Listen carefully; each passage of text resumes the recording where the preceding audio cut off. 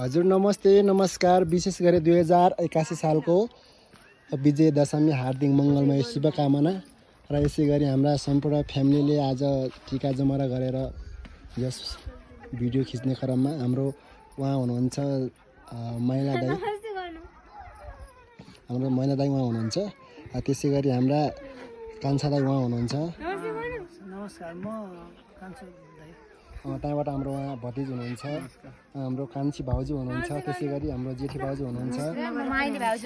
त्यसै गरी हाम्रो यता समित के अरे दर्शना अनि कल्पना, त्यहाँबाट सुमित्रा, ए टङ्क। त्यसै गरी हाम्रो फाइनली गरी हाम्रो सबै फ्यामिली आज टिकाको दिन सबैजना बसेर मजाले खाएर बसेर रमाएर बसिरहेका छौँ। र त्यसै गरी नेपालमा बस्ने विदेशमा छरिएर बस्ने तपाईँ सम्पूर्णलाई विशेष गरी 2081 सालको विजय दशमीको हार्दिक मङ्गलमय शुभकामना पनि व्यक्त गर्न चाहन्छु। हजुर नमस्ते नमस्कार दाजु।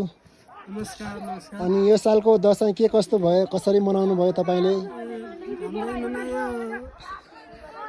रुकुम कारमनङ गाउँपालिका वडा नम्बर 9 यो चिनाबासी उमरबादबाट।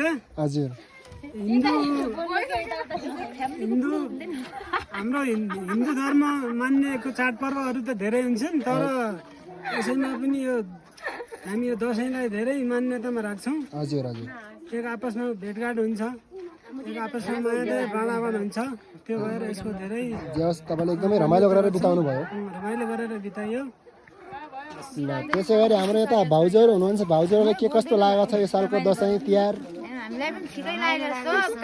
कान्छीसँग छोराछोरी सब जेठा माइला सबैसँगै बुढी सासू हुनुहुन्छ, धेरै रमाइलो लाग्यो। धेरै रमाइलो लाग्यो। हामी पनि रमाइलो। सबैजना आफ्नो भिडियोतिर लागिरहेको मोबाइल लागेको गाइज होइन। फाइनली सबैजना एकदमै यो कति रमाइलो बाहिर जाउँ न, एक ग्याङ टक्क फोटो खिचौँ न। दसैँ यसरी मनाइयो दोस्तहरूसँग भनौँ न त, यो पो हो त रमाइलो। विजयदशमीको हार्दिक मङ्गलमय शुभकामना।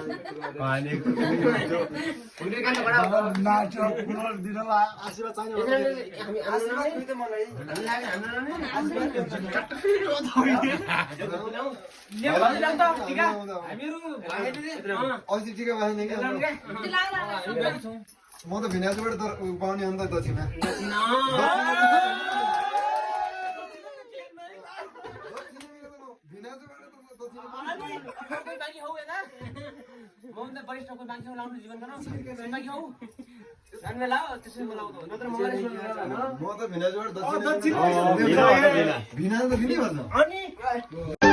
नाउ गाडो कि चट्टी भनौँ, जाले रुमाल भुइँमा खस्यो।